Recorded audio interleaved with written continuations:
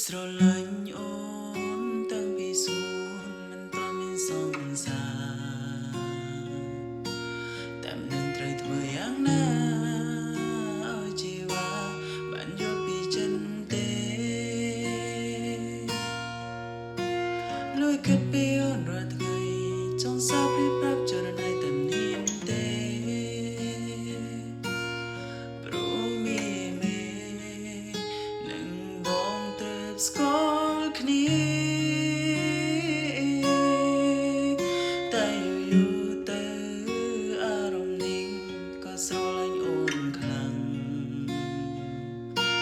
គ្រាមួយក៏បងដឹង